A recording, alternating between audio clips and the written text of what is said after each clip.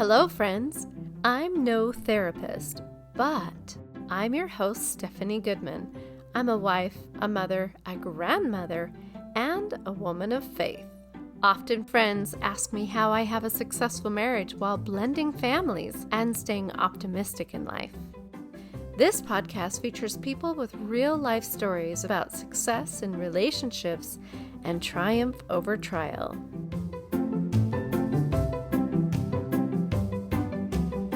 Sometimes there are moments that change our lives completely.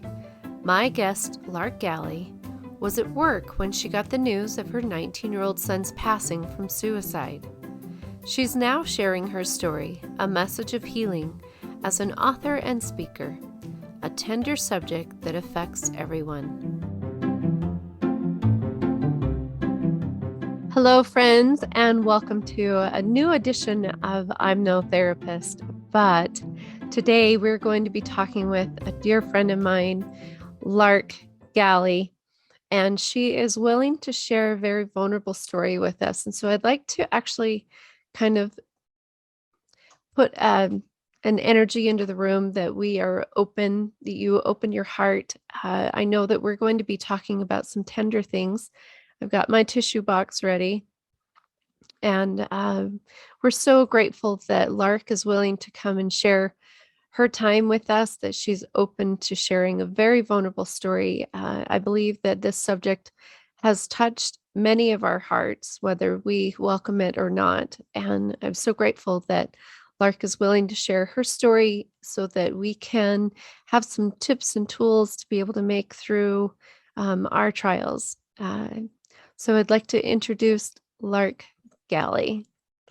Thank you. I just so appreciate this, Stephanie. I really do. And it's my pleasure to share a very tender story, my story. That's a difficult story. It's a hard story, but I feel that people need this message right now. It's more prevalent in our world than ever before. And we need to wake up and say, it's not out there. It could be right in my home. Exactly right. And you are an author and a speaker and an entrepreneur. Am I missing anything? I feel like jack of all trades, and I'm trying to whittle down those things that no longer align with my purpose and what I feel is my God-given mission at this time. And so I've been shifting. The big shift came about 3 years ago when this event happened. And since then, I've just continued to follow the path of my heart and say, this is where I need to go. So. Oh, I love that. I love that example. And I really desire to be able to envelop that message in our visit today. So let's start at the top. You and I met in a very fun circumstances. We both attended an event called Queen of the Kingdom by Kimberly Duncan. And I believe that this was in 2013. That's about it was a while ago. Yeah, it's been almost 10 years. So crazy. Yeah. And you had this amazing dynamic energy that I was just drawn to. Plus, you had this fabulous outfit on.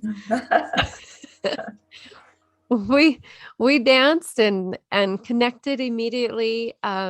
And I think when we were talking a little bit earlier, we noticed a certain type in each other, right? Right, like an energy type. Definitely. We had just discovered that we had taken a course by Carol Tuttle called Addressing Your Truth. Now, this was phenomenal for me because it really helped me to start to envelop and embrace the energy that I have in life and to be okay with the way that I show up with things. If it were troubles that I was going through, conflict, if it was creativity, if it was ideas, if it was connections, I suddenly understood myself better. And I think that is part of the message that we want to put out there is know who you are, know the energy that you bring, and to do your best. And I would say, how that energy interacts with other people's energy, checking on their energy. And as a parent, um, I realized after the fact that my energy was a bit intense for one particular child. Okay. Well, so will you share with us some of your background? Sure, sure. So my father was undiagnosed bipolar. It wasn't until he was in his 50s that he was diagnosed this way. So growing up, we had what I would call a very adventurous childhood. He made Mm, everything an adventure. That included moving every year. I went to a different school every year of my life. And you can imagine, being the new kid every year. That was kind of hard. And my father wasn't in the military. He just changed jobs because he was looking for something new. He had a master's degree. And so it's not that he couldn't find work, it's just that he just had this track record of always searching, searching, searching. And so that was the dynamic.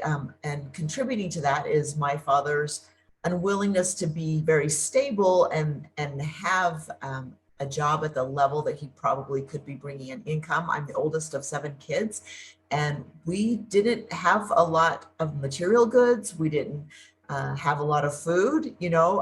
A friend of mine, I didn't even think about this, but a friend of mine from high school said, "Lark, do you remember when I come to your house and you guys would have locks on your food cupboard?" And I said, "No, I don't remember that." And when you don't remember something, that means it was fairly normal for you, okay. right? You Right. It usually didn't remember stand the out. things that stand out, right? So I thought, Sure. I don't remember that. And so very interesting that a friend pointed it out. And then my sister was there, my younger sister, and she goes, "Yes, I remember that. I remember I was hungry and I wish I could just have that can of pineapple that I knew was in the cupboard." So that was my growing up, and it contributed to my never wanting to put my kids through the same thing, through having a very stable life for my kids, getting a good education, a good career, and really like pushing myself to have a good income so that my kids didn't have to wear underwear and socks that had holes in them, or pants that were too short for their legs, that kind of thing. And so that kind of played into part of my psyche, right? And then with my father's instability, I realize now, after the fact, looking back, that I tried to make up for that instability as an adult by having a lot of structure in my life. And there's this history of mental health issues in my father's line, his mother, his grandmother, several of his siblings, several of my siblings, several of my cousins. So it's fairly prevalent. And I watched for this in my kids, and I really couldn't see any signs of it. Although looking back now, I'm like, well, I should have been more attentive. But it just made me want to have so much structure in my life so that I could then sort of cope with the way I was brought up in childhood. And it's nothing that I thought of at the time. It's just in retrospect, I can see that. Sure.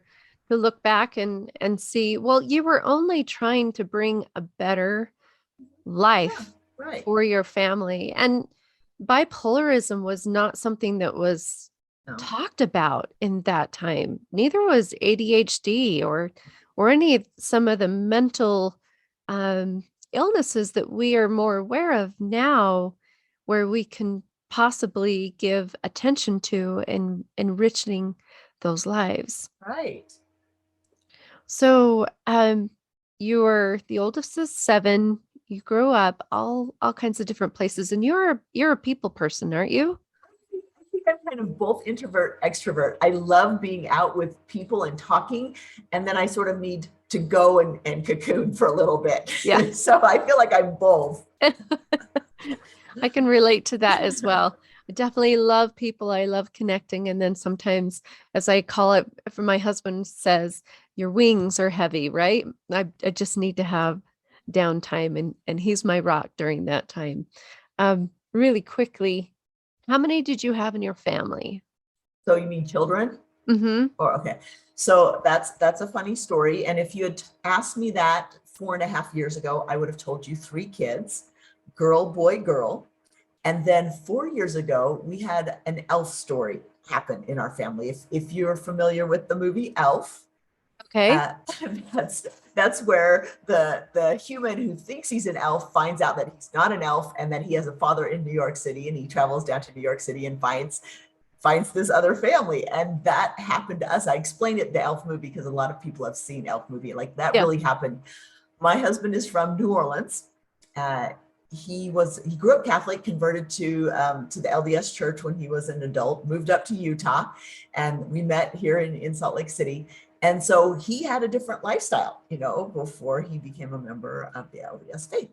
Okay. And he got a phone call about 4.5 years ago from a young man at the time who was 27. And he said, "I think you're my daddy." My husband was like, "Oh, wow. Okay." So they met and they talked and they had a DNA test. And it turned out that, yes, that was his biological son. Irrefutable proof. And they look a lot alike. Their Oh, mannerisms are alike. And not only was it a 27-year-old, but we inherited his wife and his 4 kids at the same time. So we became instant grandparents, which was kind of shocking, right? But, we have embraced this, and we've loved it, and they have just integrated into our family. And a couple years after we found out about them, we'd go on vacations together. My older daughter said, "Mom, I feel like Caleb has been part of our family our whole lives." I mean, like, it's almost scary the way all of our personalities, we just gel. There's no weirdness at all. And so I see God's hand in this, because a year, almost a year later, after we had this family integrated, that was when my son Christian took his life. He was 19 at the time. And I feel that God was allowing them to get to know Christian before he passed away. And then I will tell you that those grandkids saved my husband's life. He was so distraught with our son's suicide. And just the knowledge that there were little people in the world who thought he was the best thing in the planet. That's sort of what pulled him through. And I sincerely see God's hand in that. that's such a powerful, powerful story. I know even in my own family, there's been situations where there's a child out there, and we hope and pray that when that time comes, that we are open, that we are loved, that we allow the healing that needs to happen from those unwritten stories of the past coming together now. What a powerful thing, and to recognize God's hand in that, and bringing these little angels into your life to help your husband through some really hard times. So, did you did you feel that you had signs of your son in raising him? But in retrospect, I can see some things, but parents ask me all, what are the signs? How should I look at those? And a lot of the signs are just normal teenage angst, right? The frustrations and the hormones Right. teenagers go through, and Mm-hmm. you're like, "Oh my goodness, I don't know. Is this normal? Is this not normal?" These are some things, as I look back, what I would say kind of were red flags. The first thing is that my son was more emotional than my daughters. He was quicker to show emotion, more sensitive. And in our culture, that's not always something that is looked upon as a good thing, right? You're always like, "Hey, you're a boy, no crying, toughen up," etc. Especially since my husband was in the military, so very, stoic. And I look at that and I think, okay, it's often these kids who are more sensitive to what's going on around them, that they struggle to, first of all, deal with their own emotions, and then second of all, they often take on the emotions of the people around them, their friends, what is going on for them, and it feels very heavy for them to carry. So I would just caution, parents and adults, as they're looking around and maybe they see a child, especially a boy, who might be more sensitive to his environment, know that they need extra care. They need to be handled maybe a different way, and not just say, "Hey, toughen up," but help to give them skills to cope and understand that you're not responsible to carry the weight of everybody else's burdens. Right. So that would be one thing. That's And so powerful. yeah.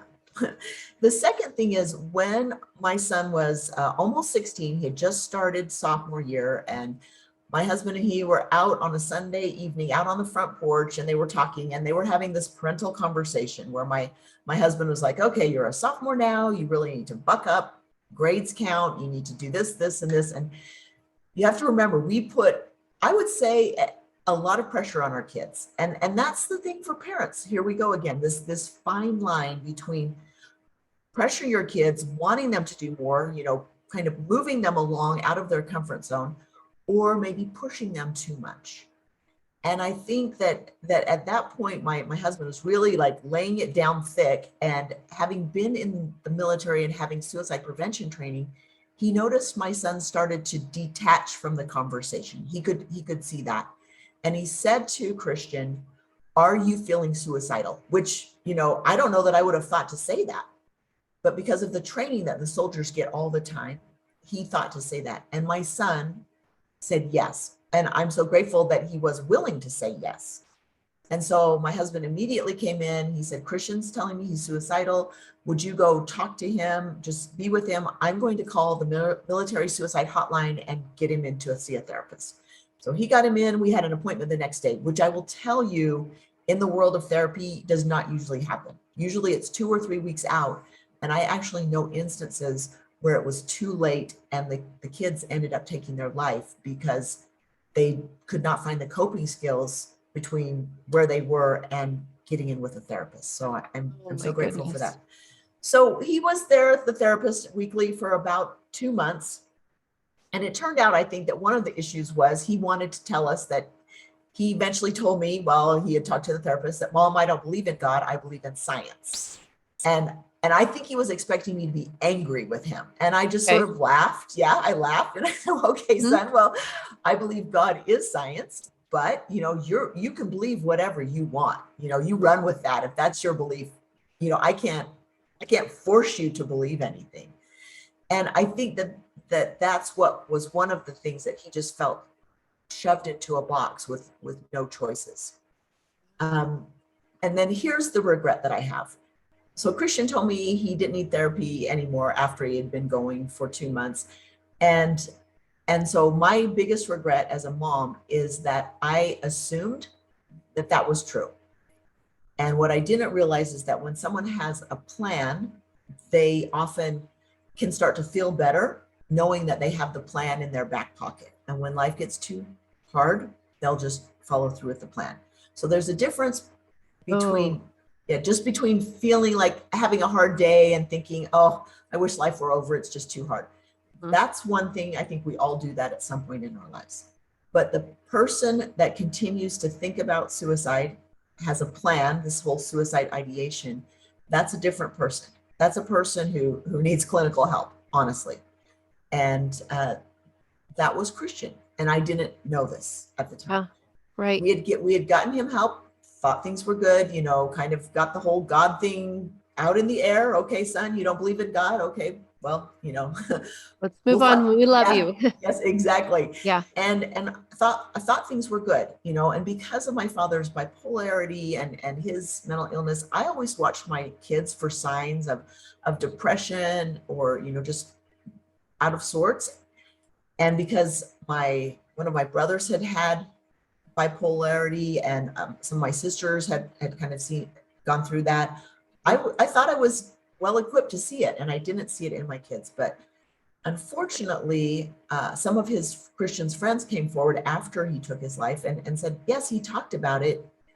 I wanted to tell you, but I didn't know when to tell you." And I'm like, before he followed through, that would have been a good time, right? I mean, that's a lot of pressure from his friends, his peers, to be hearing that. This is the thing, though. When do you know when it's real, when it's serious? Oh, it's always serious. I know some people say, "Oh, they're just trying to get attention, or they're just manipulating me, or whatever." You know what? 100% of the time, take it seriously. So I'm going to share a personal story with you. I had a daughter. We had gone through some pretty tough stuff in my marriage. in my first marriage. We'd we'd gotten through a divorce. There was custody battle issues, what have you. And I really feel like this was the kind of pressure that was put on my children's heads. And at one point, we got a call from my daughter's counselor, and he said, "Your daughter has a plan." I went down to the school, and I mean, I had no idea that she was suffering on this level. He said, "She has a plan." And basically, she was going to throw herself in front of the bus when she went out. And she doesn't even ride the bus, right? But she was planning to go out in the street in front of the bus. She knew what day it was. She had a pretty good plan. And this was junior high.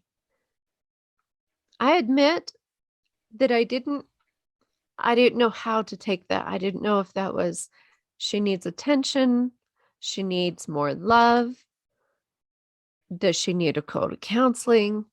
We had the school counselor that we worked with for a little bit, and I feel like she got out of that fog, but I think it's interesting to hear that they always have that plan in their back pocket. Right. And my regret as a parent is I never asked my son about his mental health. From the time he said that I'm fine, to the day he died. I thought he was fine because he said he was fine, but Yeah. that wasn't the case. And even though I watched for signs, he just, I guess he never completely healed in his life. And so I would say in your situation, yes to all of the above. Yes, she needed more help. Yes, she needed clinical help. Yes, she needed more love. She needed some coping skills that at the time she didn't have. Uh, And so here's something that I learned from a therapist, which I thought is great. Let's say that a family member of yours, like your daughter, goes out and gets hit, and she's got this gash in her leg, a broken leg or whatever. And you're there and you're like, "I love you, honey. You can do it. We'll help you get better. We'll be there for you." Yes, yes, positive attitude, right? There's that. Or does she actually need a, a doctor? Does she actually need somebody that's going to get to the root of the problem, to help her in a medical way? And so many times in a situation with mental illness, we can look at them and say, "Oh, have a positive attitude, and mama loves you, and you can do this," and all of these things. But the part we're missing is the part we can't give them because we're not trained that way. And so if there's a chemical imbalance, which can happen, right?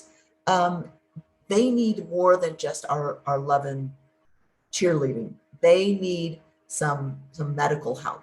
And for kids, that's hard because there's actually medication that can help their chemical imbalance. But then, it says on the warning label, this could actually make them worse, triggering towards suicide. So right. it's a heavy load as parents, especially at this time. And it's like, how do you manage that? And Yeah. I feel like suicide is not just one thing. Some people point and say, "Oh, it's pressure, it's religion, it's the environment, it's social media." And I would say yes to all of them, Wow. right? Yeah. And we just Right. need to learn to help our kids navigate all of these things. And as parents, I would say it's okay if your kids don't have access to social media 24/7. It's okay if they don't get a smartphone, in seventh grade when all their friends are doing it. These are actually things that are going to hurt them. Wow. Wow. My son experienced his first friend passing away when he was in sixth grade. I never, ever heard of suicide when I was that age. My first experience with hearing about suicide was probably the end of my junior high or the beginning of my high school year. It just blows me away that my son would experience that in sixth grade. And I think that's why, based on our generation, it wasn't talked about very much, right? And so when my son said he was Definitely. feeling suicidal, because I don't think I would at that time have ever taken my life, I sincerely didn't think he would, right? And we Right. can't project ourselves onto someone else because they are just feeling so much pressure. There's a fine line of empathy and expectation, right?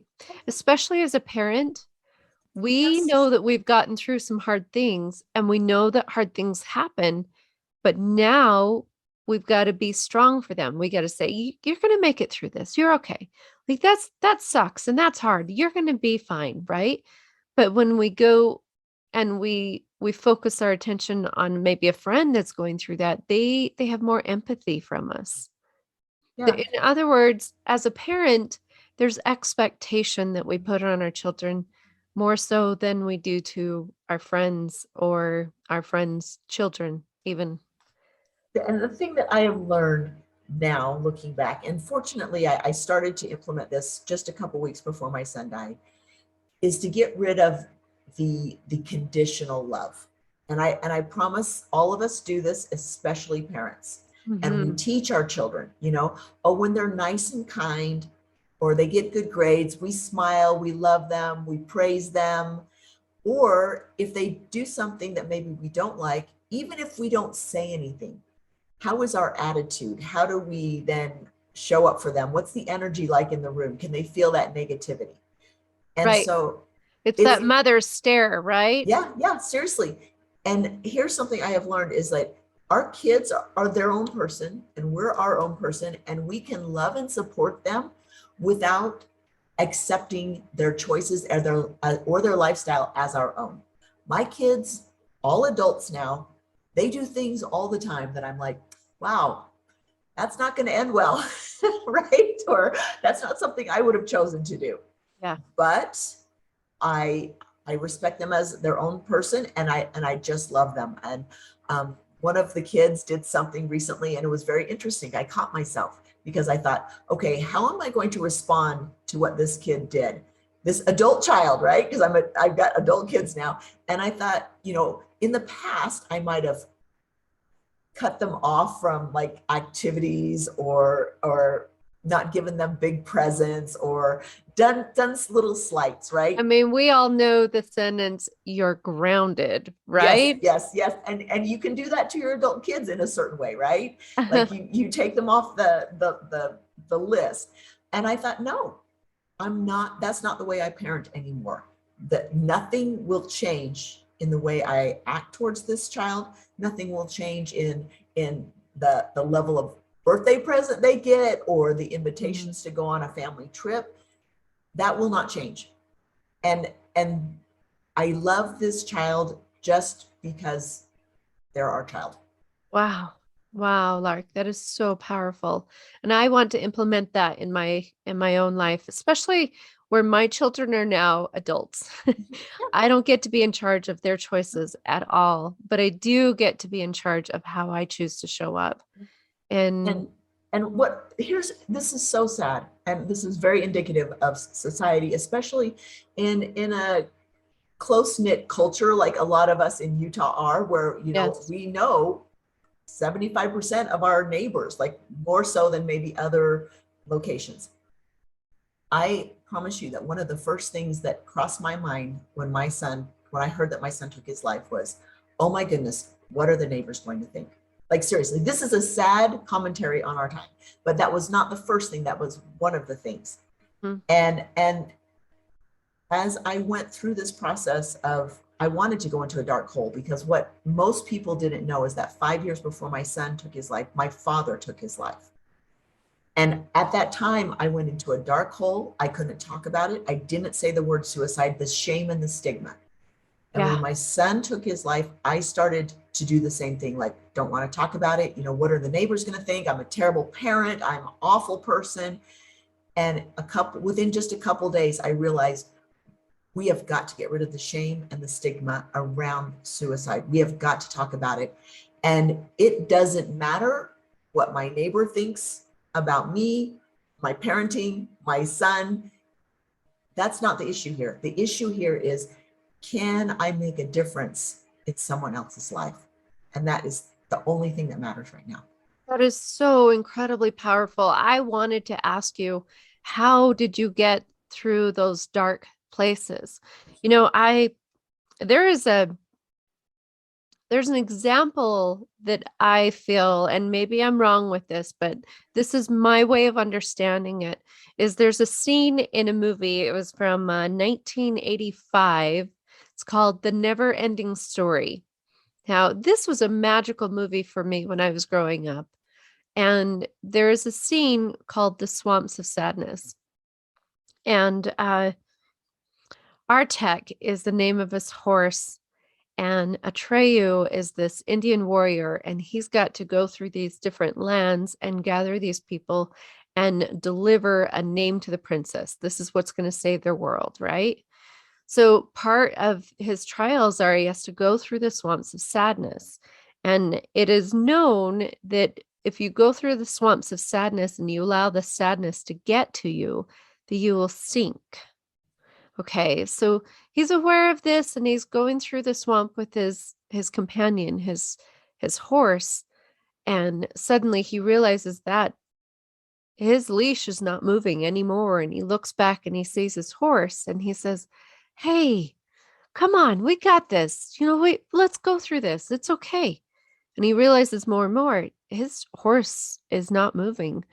And then the horse starts to sink. And there's nothing that this boy can say or do or pull the horse like physically out of the mud. It just continues to sink. And in my simple understanding, I feel like sometimes we get to that space of not being able to receive the love that others have for us or accept the light that is possible for us. We're just so focused and sinking in our own feelings that we can't see anything around us. I'm a children's book illustrator. It was a lifetime dream of mine to be able to illustrate a children's book. I had one book published, and an author found me by finding that other book. And her focus was allowing children to understand their part in bullying, right? It was an anti-bullying book. It was called Am I So Different? And I have a copy right here. Those are your illustrations? These are my Oh, illustrations. exciting. I did this in 90, let's see, in 2000. In 2000, I worked with, her name is Belle Carter, and she had me draw some of these children. It's a fun little illustrations that talk about different situations for children. Like one of them is a little girl that has cancer. Some is that a child is too tall, and another child has big ears. Like here's the little girl that has cancer. She's running to the bus and she talks about, she says, "My name is Laura. I've been quite sick. I once had hair that was long and thick. Am I so different with no hair? You shouldn't laugh. You shouldn't stare. If you knew how easy it could be, you'd shave your head to be like me. I don't need a brush or comb or spray. I just grab my shoes and I'm on my way."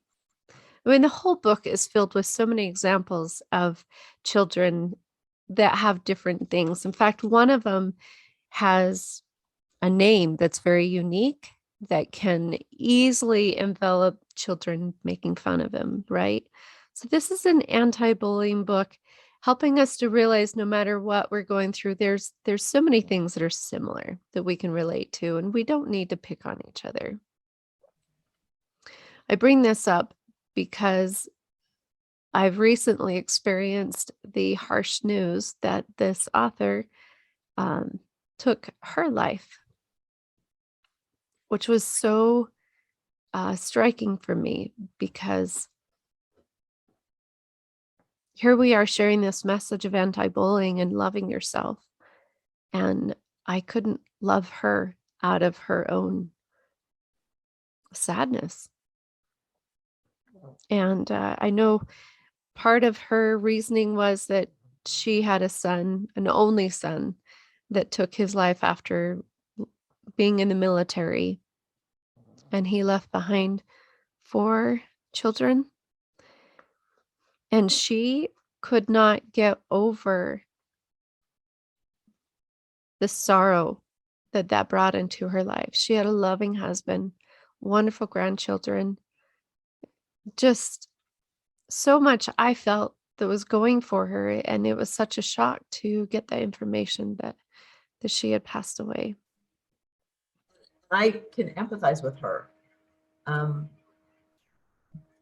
there's so much there. There's so many emotions there, you know, and it's been just over 3 years since my son died.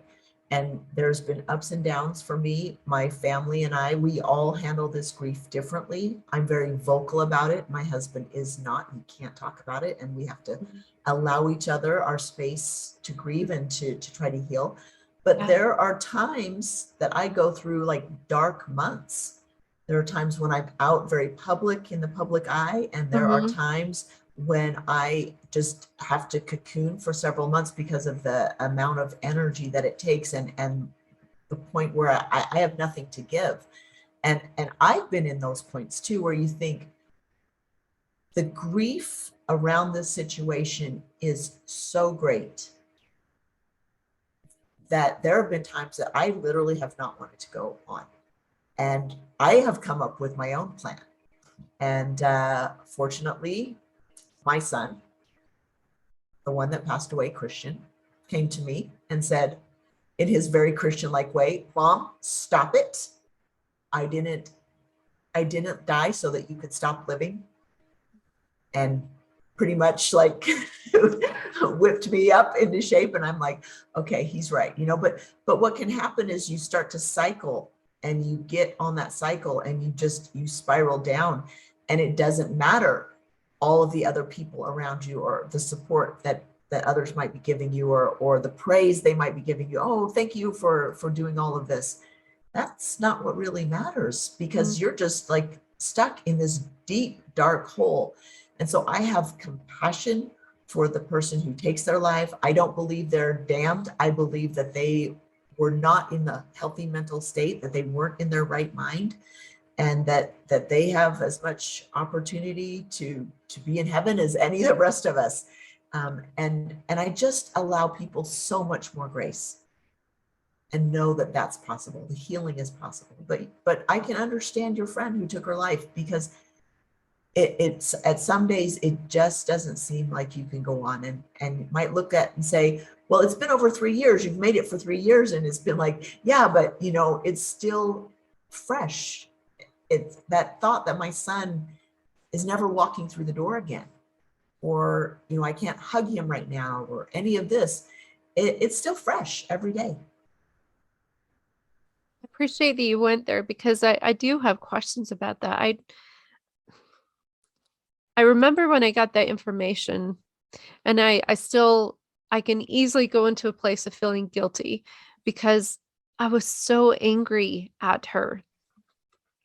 I really was angry that she couldn't see the love that was surrounding her, that she would do unto others the same thing that happened to her. If she was in so much grief and misery from her son's suicide, why would she do that to the ones that she loved? And I really struggled with that, because I'm not the kind of person that carries animosity for someone to do something like that. And I struggled with that. I battled it until I had an opportunity to cry it out. I was able to verbalize it, which was me stepping into my own power.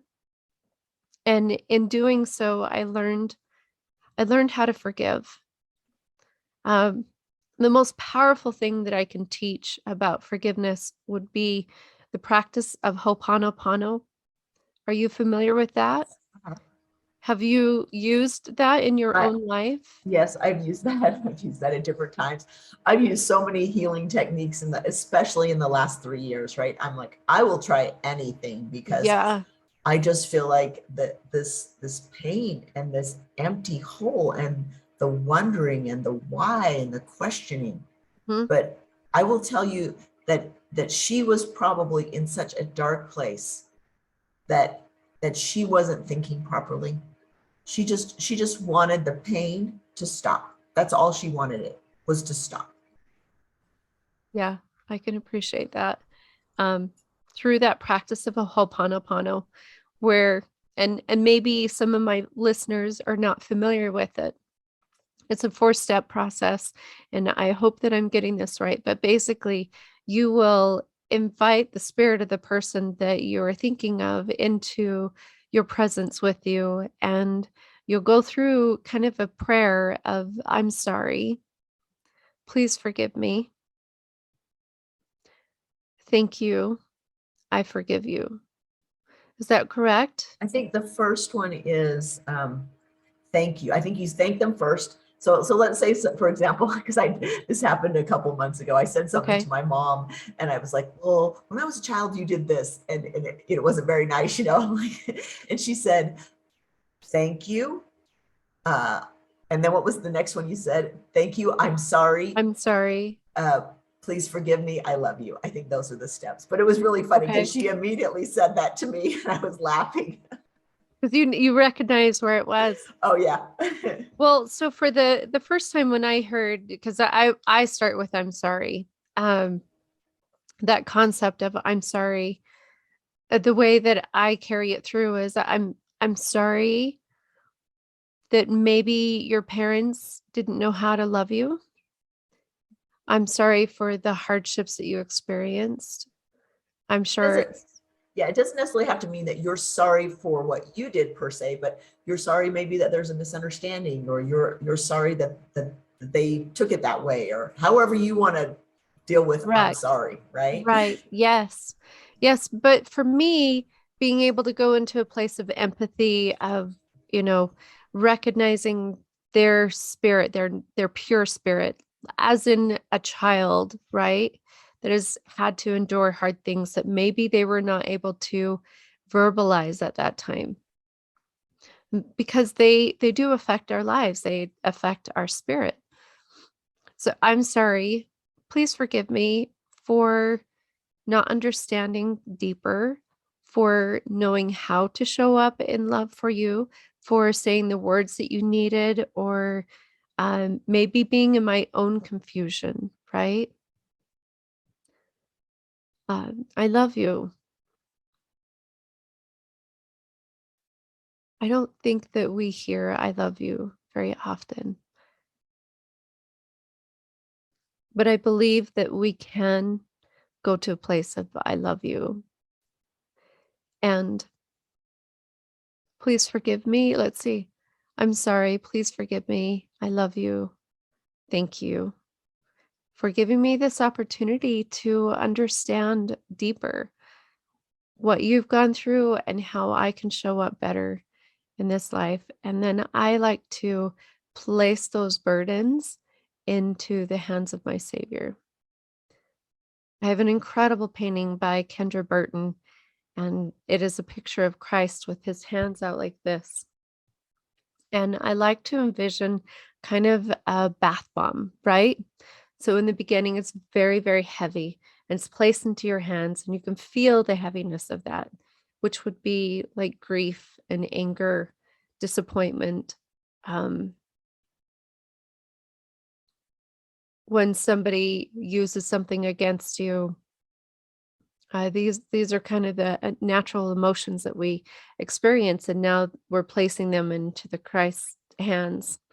But because of the love and the understanding that he has, and he knows the story of all of the influences that have come to part to make this happen, he has the ultimate level of empathy and understanding.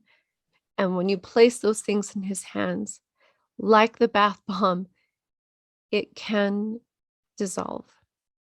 And at least you're not the one carrying it, right? Yeah.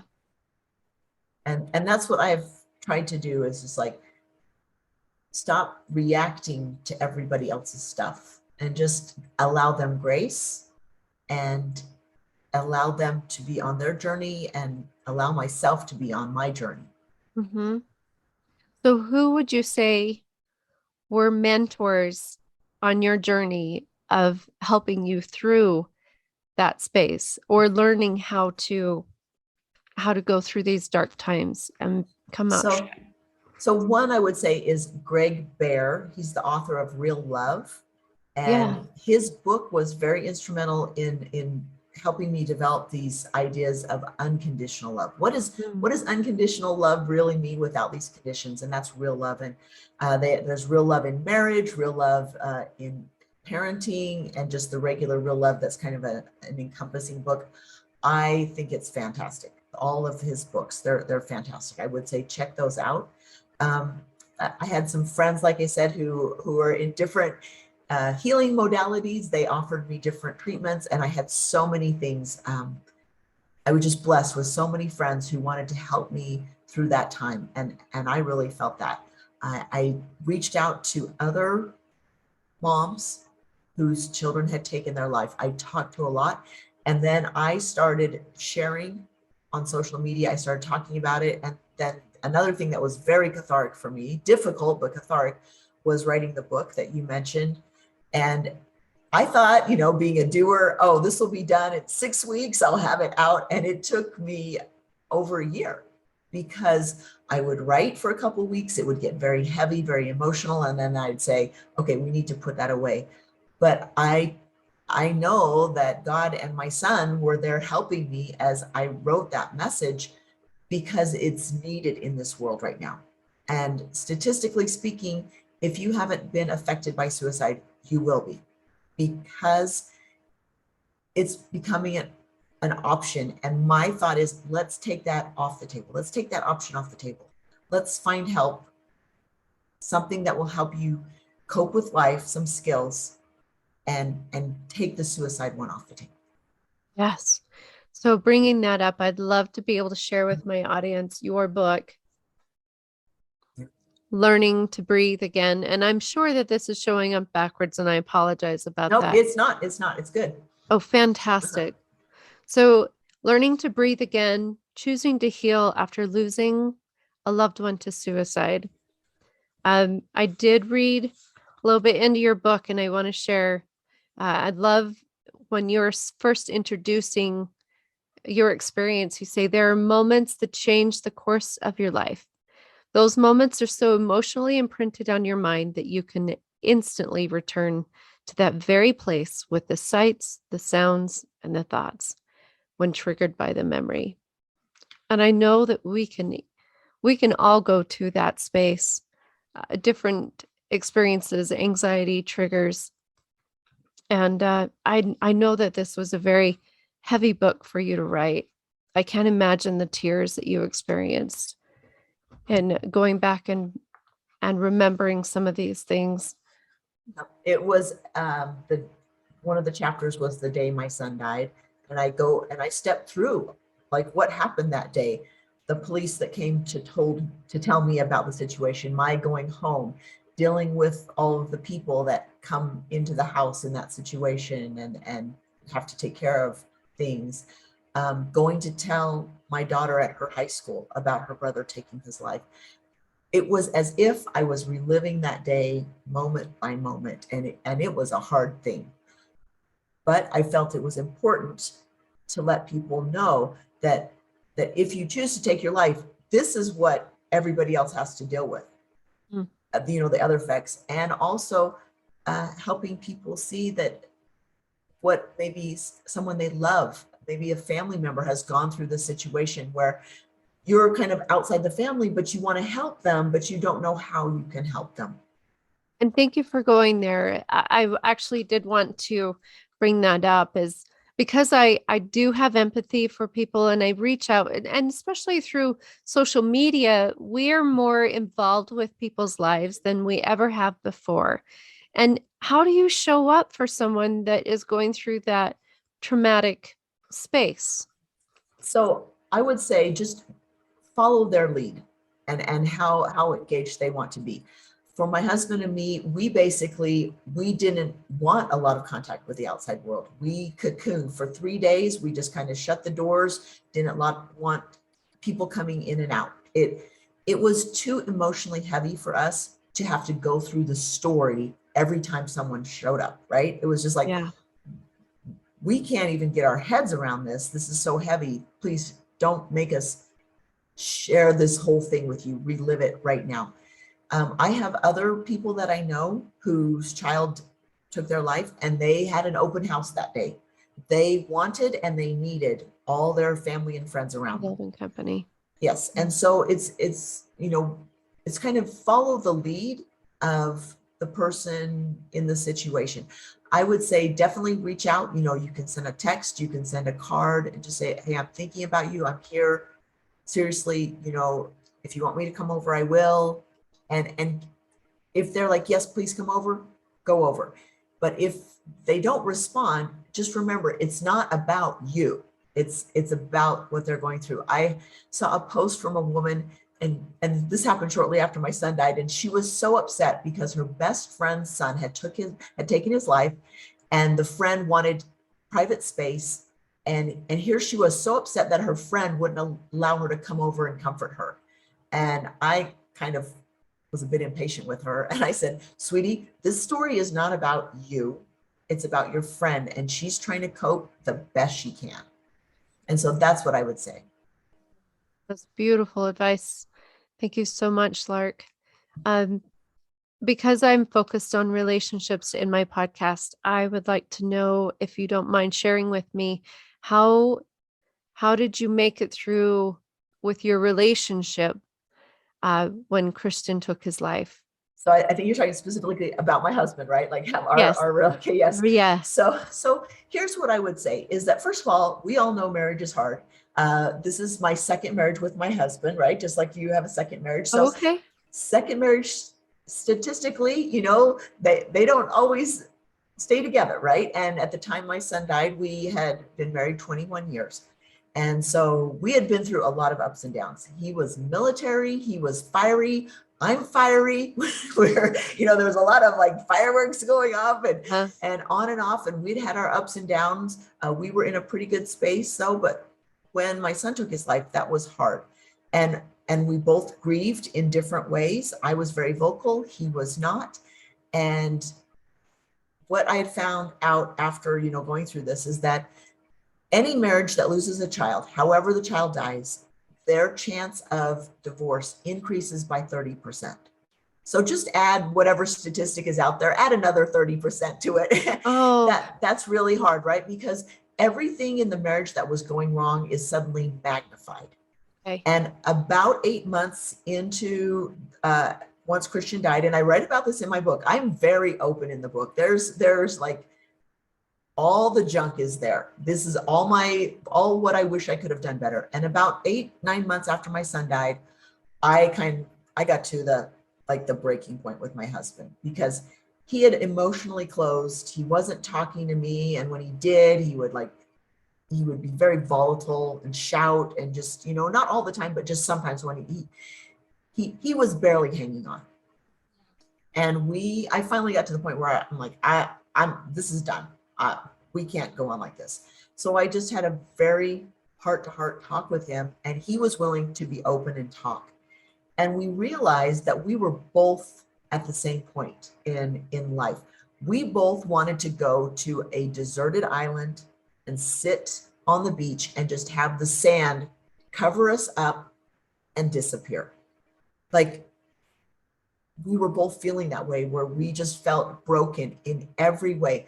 It didn't matter anything we had done in our careers or in our life, any of the stuff we had acquired, anything we had done in education. Like, think of all the things you strive for in life to like have this or have that or achieve this.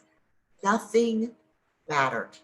And we both felt broken and completely worthless.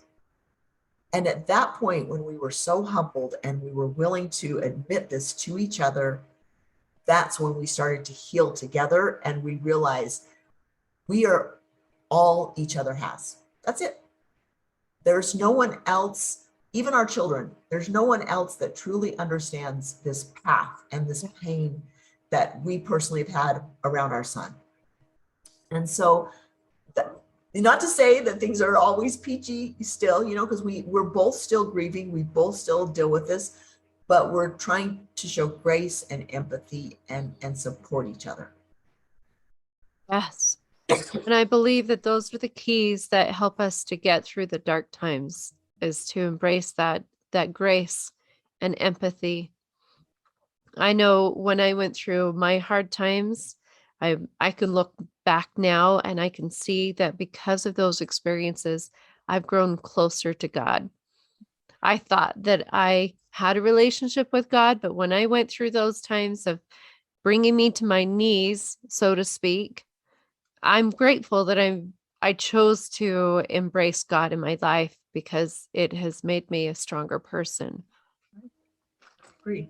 You know, I talk about this in my book that I had this experience when my son was 16 and he said, Mom, I don't believe in God, and Yeah. every day I was so frustrated with him. He just argued with me.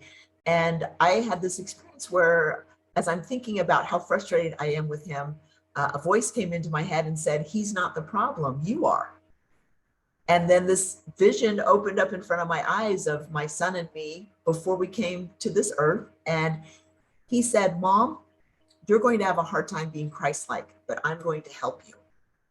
And it was very ironic. Here's this boy who now 16 years old, named Christian, who tells me he doesn't believe in God. Yeah. And yet that totally changed the way I related to him. I started to be kinder to him, tried to heal our relationship. And then I would say, since my son's death, I truly have become closer to Christ because the way I react to other people, the way I interact, the way I show love and compassion, it's on such a different level than where I was before. Before I was, you know, I'll show up for you to a certain point, or I'll love you to a certain point, or hey, we don't touch because touching is not what we do. I had a really hard time with that. And now my heart is open and I'm just there. I see the man on the corner holding the sign that says he's hungry. And I see my son in him and I see God in him. And God shows me how much he loves this man standing on the corner holding the sign. And I feel this love come through me. And I just am so grateful for that gift. That was a gift that I feel that my son said, Mom, I'm going to help you. And it might be a big sacrifice, but that's what it means.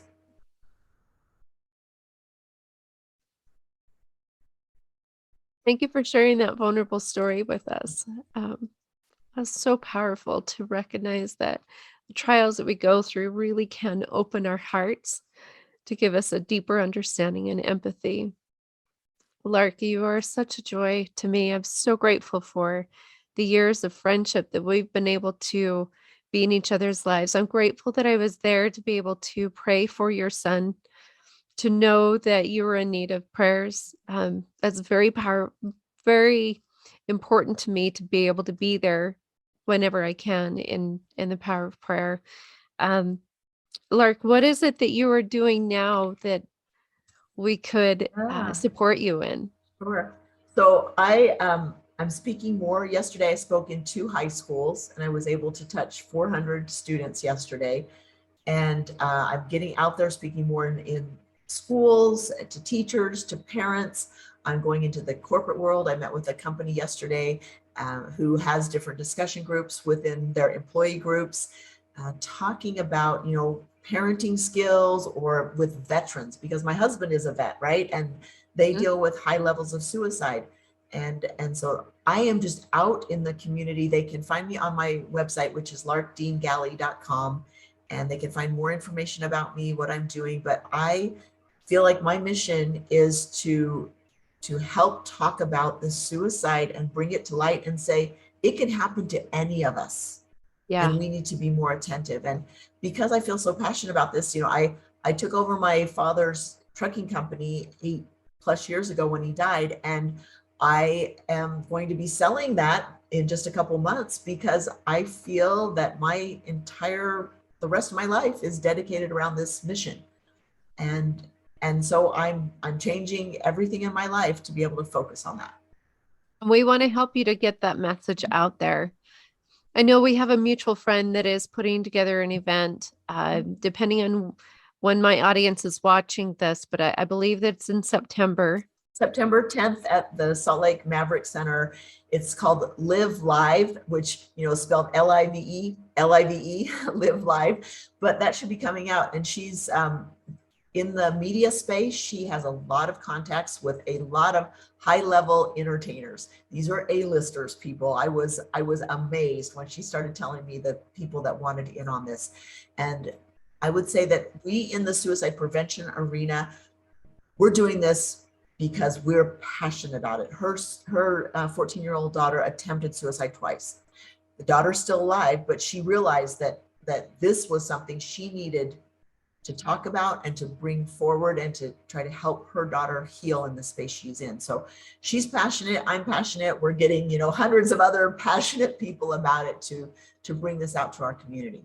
So. I know I will be there, and I welcome anyone to be there, whether. And they're going to live stream it too. Yes, that's exactly right. It's going to be a huge event. So how do you feel that events like this bring healing or awareness to suicide? Can it be preventive? Yes. Well, think about this. Suicide is 100% preventable. 100% preventable. What in this world is 100% preventable, right? Yeah. And it is. And so let's talk about it. Let's not make it shameful. The more I talk about it, the more people feel safe to come to me and say, I'm struggling, or I've attempted, or I thought about it, or I was planning it. And because we're able to talk, they're able to kind of take the next steps forward. One of the students yesterday, after I spoke, he came up to me and said, can I talk to you privately? And we had like a 10-minute talk. And he told me about his struggles, and he had attempted a few months earlier. And we talked about this. We talked about, his future and what he could do about that, and just looking forward to something in life that would give him hope. And I would say hope is the biggest factor in preventing suicide. I love that. That is so powerful. And so how can we help to instill hope? You know what? I would say never leave with an angry word. I'm so careful about that now. I never want the last words that someone hears me speak to them to be angry words. When my kids do things, I have a daughter that still lives at home. She's 21. She goes to the university. When she does something that might in the past have really irritated me, maybe it's she leaves her stuff throughout the common areas of the house. I just pick it up and I put it in a room. She doesn't need a lecture. She'll see it, and I don't need to be all angry about it. But these things, that the way I might have parented in the past or gotten upset about, honestly, the trivial, I just don't. It's just not worth it. The relationship is what matters. So would you say that that's advice that you would give your younger self? Yes. Now is to just don't sweat the small. Yeah. And literally the relationship with the person is more important than anything else that you think might be going on. Really quickly, have you experienced how your book has touched the lives of people? Yes. I've had several people tell me because of the message that I shared, whether it was through the book or through maybe a podcast that they heard, or talking to me, that they promise that if they're ever in a dark place, they'll go and talk to a loved one, somebody to help support them. And they have promised me that they will not take their life. And I've had multiple people over and over sending me messages, emails, that this has made a difference in their life. So wow, that makes it worth it, doesn't it? That's the payback. All the sweat and tears and everything. So I admonish you again, go pick up this book. Is it on Amazon? On Amazon, yes. In fact, that's where I got mine. And one day I will get this autographed. There you go. Yes. Lark, I'm going to go ahead and wrap this up. This has been such a delightful time. Thank you for sharing with us your story, taking us on that journey, helping us to empathize. I will hold strong to that idea that if my daughter's leg is gashing open, that saying nice things is not going to help it to heal. Right. That was so powerful. He needs help. He needs more help. So right. He needs medical help. And and just not sweating the small things and allowing us to be who we are. So powerful. Well, thank you so much for being here with me. I admonish those that have enjoyed this to share this video or podcast with others. If you've been touched by it, if you've found some nuggets of gold that you can embrace for yourself and others, I thank you for being part of this journey with me, Lark. We love you, and have a wonderful day. If you've enjoyed this episode, remember to subscribe, share, like us on Facebook, and follow us on Instagram. Please comment, because I would love to hear about what you think and what you want to see in the future. I'm no therapist, but I am your host, Stephanie Goodman.